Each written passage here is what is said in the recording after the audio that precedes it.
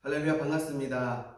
하나님 주신 또 오늘의 새 하루를 시작하면서 말씀으로 또한 시작하게 하신 하나님께 감사드립니다. 이 시간 잠시 기도하고 같이 말씀을 나누도록 하겠습니다.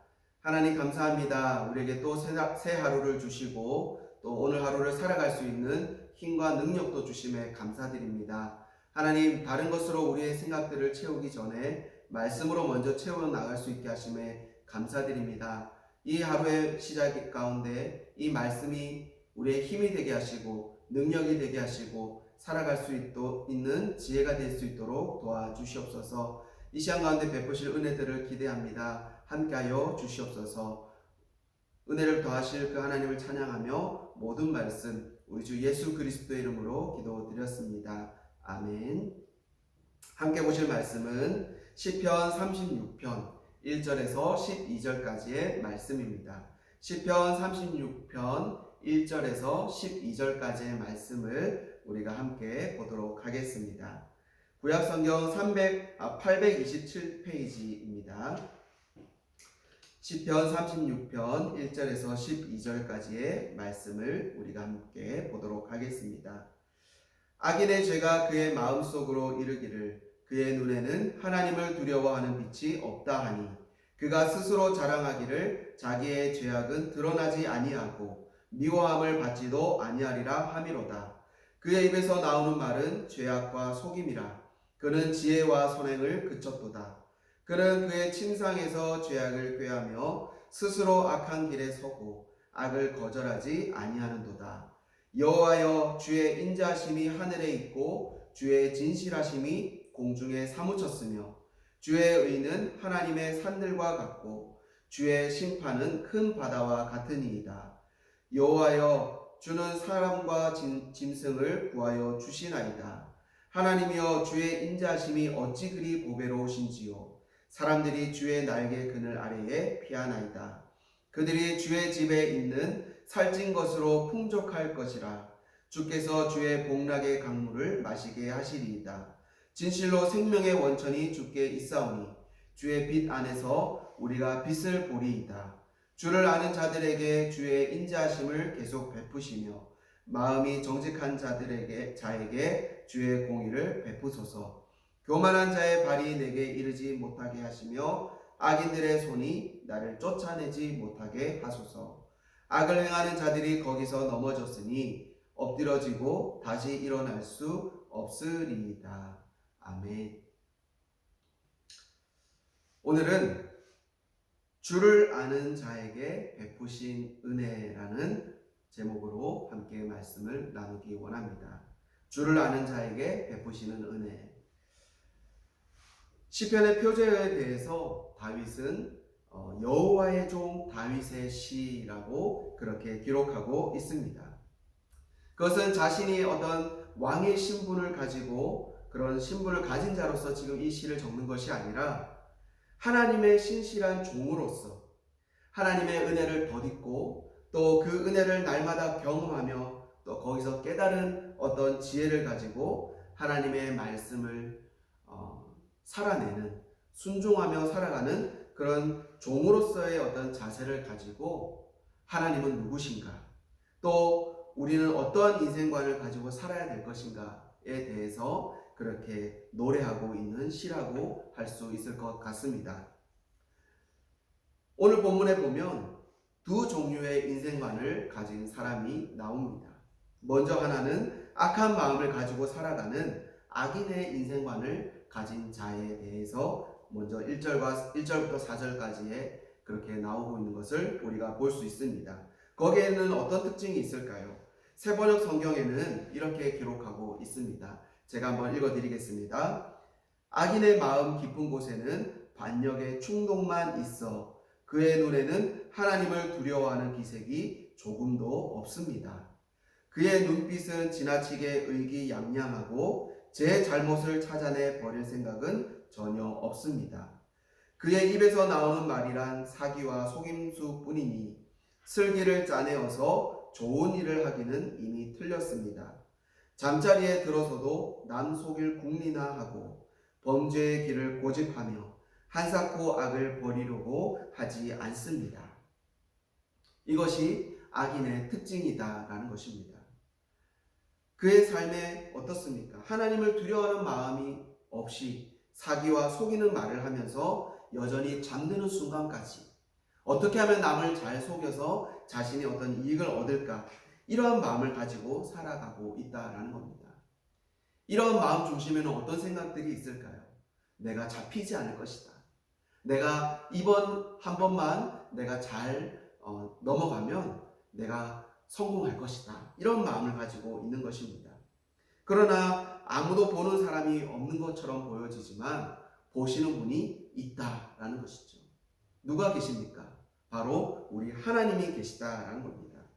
사람들을 의식하여서 볼 때에는 보는 사람이 없으니까 내가 성공하겠지, 보는 사람이 없으니까 내가 잘 이것을 넘어갈 수 있을 것이다 라고 생각할 수 있지만, 우리가 인식하지 못하는 순간 가운데서도 여전히 보시는 분이 계시다. 그분이 바로 하나님이시다라는 것입니다.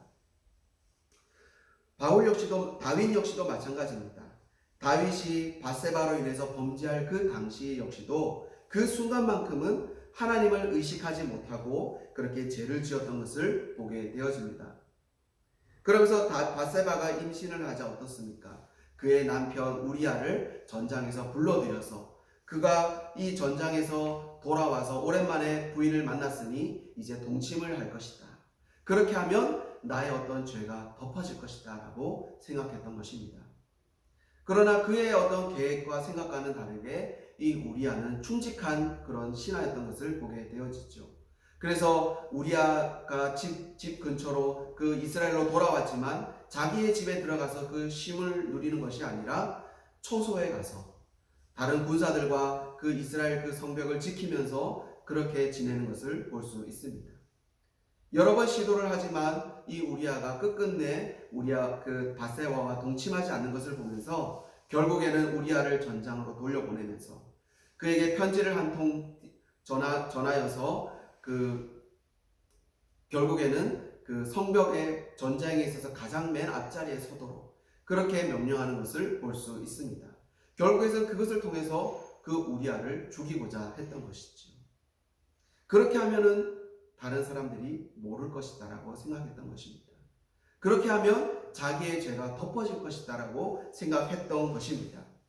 아무리 자신의 어떤 은밀한 죄라 할지라도 사실은 보시는 분이 계시다. 그가 누구십니까? 바로 하나님이시다. 이 세상 사람들은 모두가 모를 것이다 라고 여겼지만 아시는 분이 계시다. 누구십니까? 하나님은 아셨다라는 것입니다. 결국에 나단 선지자를 통해 그의 죄에 대하여서 질책하시는 것을 볼 수 있지요. 거기서 다윗은 다시 한 번 더 깨달은 것이 무엇일까요? 바로 5절과 6절인 것입니다. 5절과 6절에 보면 이렇게 말합니다. 여호와여, 주의 인자심이 하늘에 있고 주의 진실하심이 공중에 사무쳤으며 주의 의는 하나님의 산들과 같고 주의 심판은 큰 바다와 같으니이다. 여호와여, 주는 사람과 짐승을 구하여 주시나이다. 우리가 주목해야 될 단어가 있다면 여기에 나오는 인자하심이라는 단어입니다. 하나님의 그 인자하심이 온 하늘을 덮은 것처럼 이 인자하심이라고 쓴 단어, 우리가 아마 여러분도 들어보신 단어일 것입니다. 바로 헤세드라는 단어인 것이죠.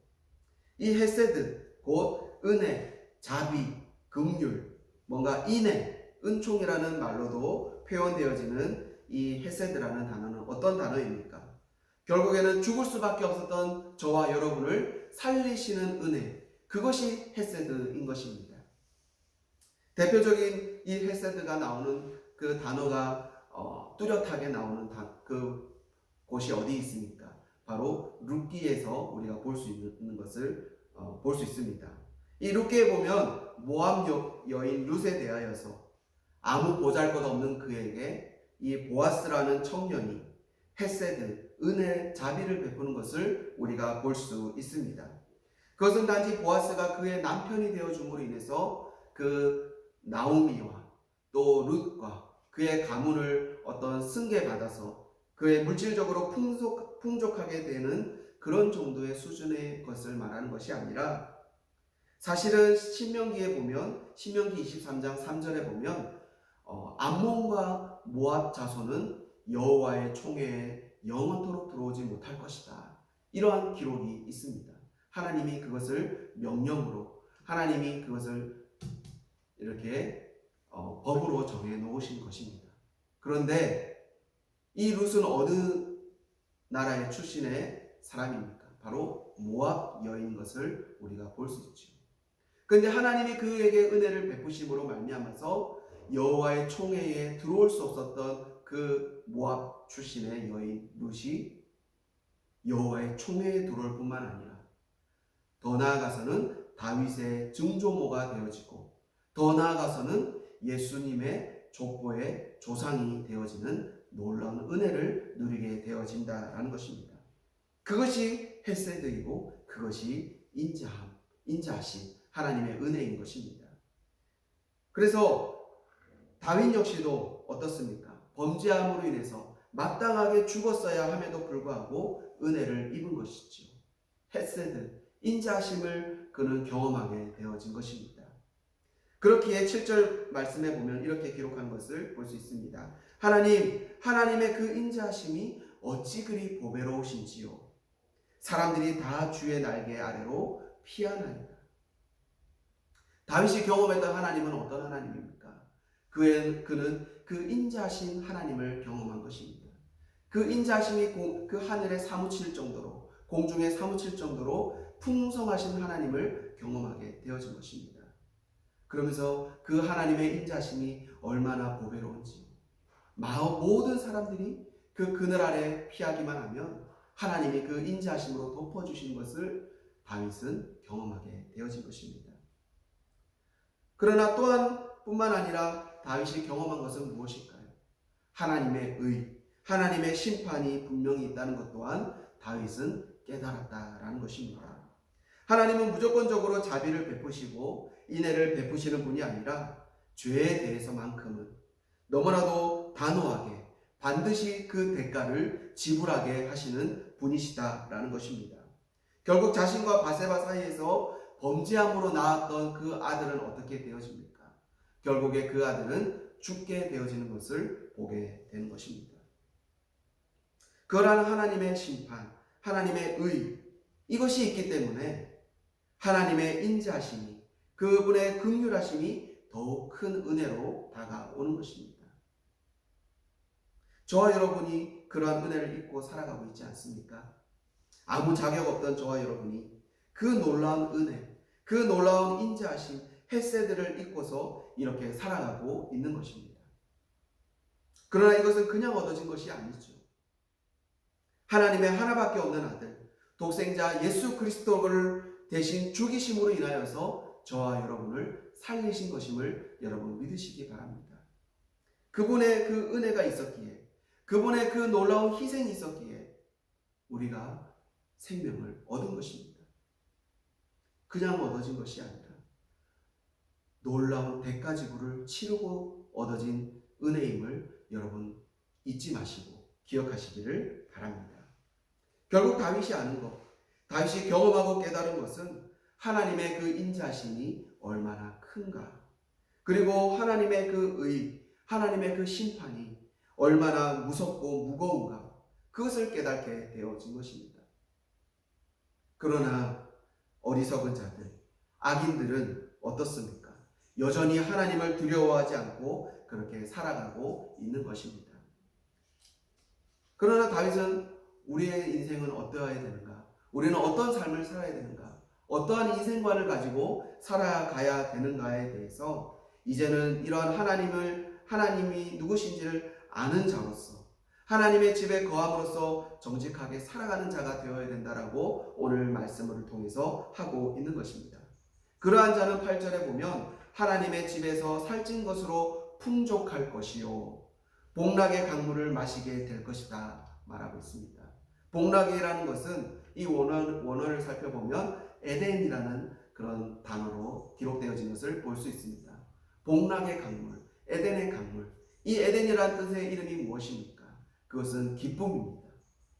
기쁨의 그 강물을 마시는 것처럼 그 하나님으로부터 오는 그 생수의 그 은혜를 이 하나님 앞에 나오는 자, 하나님의 집에 거하는 자는 맛보게 될 것이다. 다윗은 그렇게 이야기하는 것입니다. 뿐만 아니라 끊임없이 우리에게 부어주시는 그 헤세드, 인자하심을 너희는 맛보며 살아가게 될 것이다. 그것이 다윗이 오늘 우리에게 말해주는 그 하나님을 아는 자의 삶의 결과이고 은혜라는 것입니다. 우리는 그렇게 살아가야 된다는 것이죠. 그러나 악을 행하는 자는 어떻습니까? 12절 말씀에 보면 악을 행하는 자들은 거기서 넘어졌으니 엎드러지고 다시 일어날 수 없으리라. 악인의 최후는 이와 같다라는 것입니다. 그렇기에 우리는 어떠해야 되는가? 말씀을 우리가 맺으면서 우리가 정말로 주를 아는 자의 삶을 살아가기를 소원합니다. 다윗이 그의 인생 가운데 하나님이 누구신지를 알았고 하나님이 어떤 분이신지를 분명히 알았던 것처럼 저와 여러분에게도 그러한 은혜가 있기를 축원드립니다. 그래서 하나님의 그 인자하심이 어떠한지, 또 한편으로는 하나님의 그 의와 심판이 얼마나 무섭고 두려운가를 분명히 알고로 인하여서 정직하게 행하며 사는 저와 여러분 되시기 바랍니다. 하나님은 오늘도 그 풍성한 은혜를 베푸시기를 원하는 분이십니다.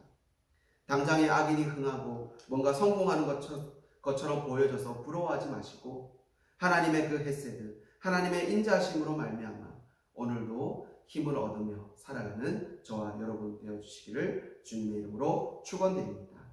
그렇게 오늘 하루도 하나님의 말씀 안에 인자하심 속에 살아가시는 저와 여러분 되시기 바랍니다. 기도하고 마치도록 하겠습니다. 하나님 감사합니다. 오늘 두 가지의 인생관을 살펴보면서 하나님, 우리는 하나님을 아는 자로서의 삶을 살아가기를 소원합니다.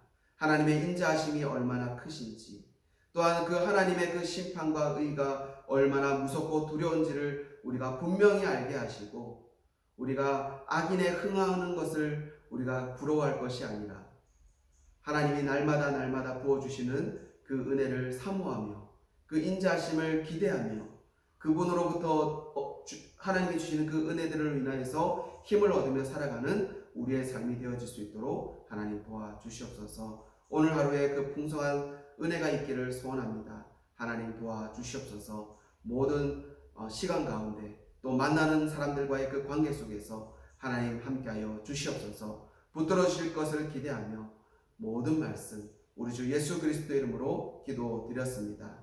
아멘.